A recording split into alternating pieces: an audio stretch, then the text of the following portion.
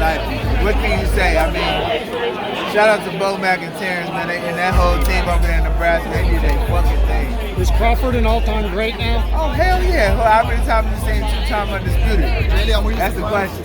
Yeah. Hell yeah, he's great. What is different about this camp with Jake? You've been in all the camps. He says it's better than ever. We took it back home with this one, man. We took it to the Midwest. You know what I mean? We pulled out our guys at Crump.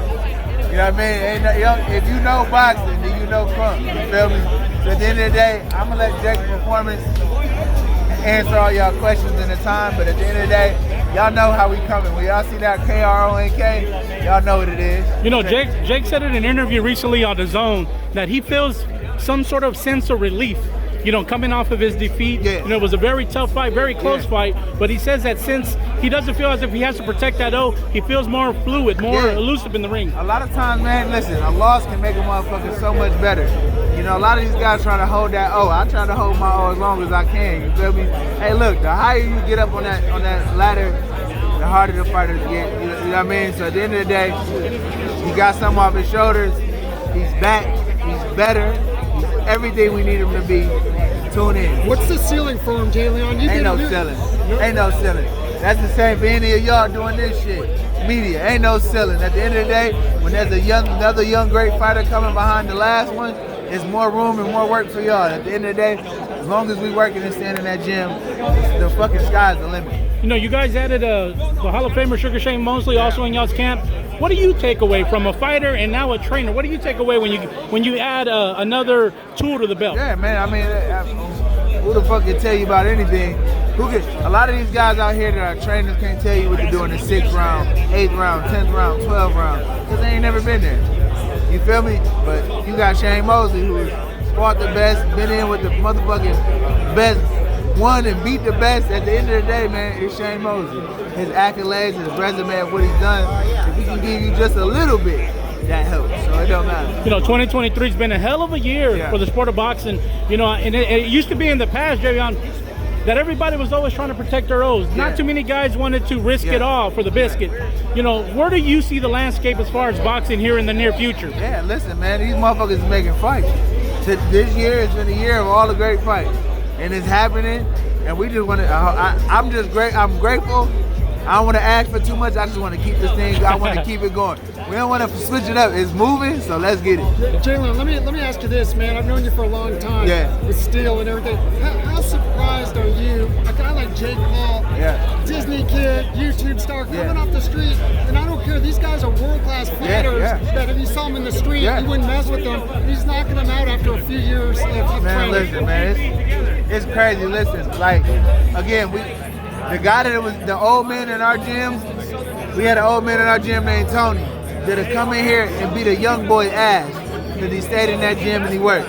No matter about what you did before, it's what you do when you in there, when you learn the game. And at the end of the day, man, Jake has learned the game. And so look, that gives him the confidence. Look, we got bad Chad Dawson who's been giving us work. You know what I mean? We got some of the best, man. We got Vladimir Shinsky. You feel me? #1 for IBF, Canelo Alvarez.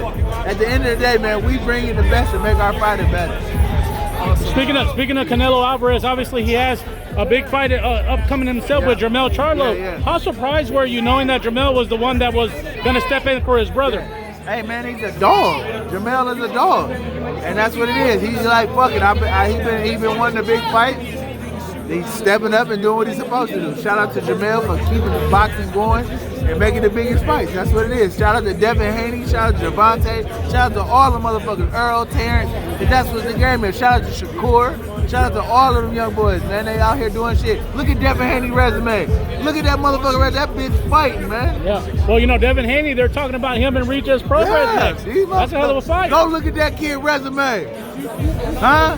Say what you want about him. That bitch got a resume. Look at Javante making fights, whatever. Come on, man. These motherfuckers saving the game.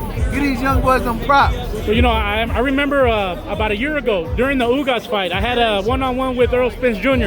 And I asked him, Earl, when you look at boxing and you're looking at a lot of these young guys, you know, taking risks, going across the pond, you know, risking it all, you know, taking 80-20 splits, 70-30 splits. to make fights and to fight for legacy. Yeah. He said that a lot of these younger fighters can do that because they can bounce back from a loss, whereas a lot of guys where they're in their mid-30s, you lose and it's that uphill battle. How do you see a lot of these future fights? A lot of negotiations are happening within social media.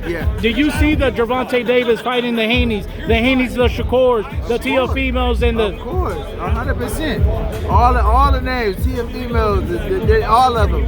I feel like we're gonna be able to witness greatness by all of these guys fighting each other, because they know that's what they're here for, to make the best fights. Everyone, Teofimo, Gervonta, they only here to make the best fights.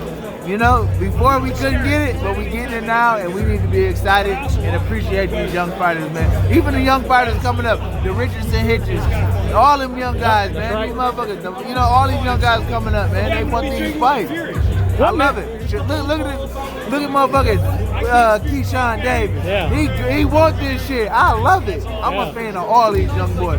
They get all my praise, every one of them. What message do you give to Errol the True Spence? What message do you give after a hard victory? Listen, man. Look, you ain't got shit to prove to nobody, bro. You a fucking king.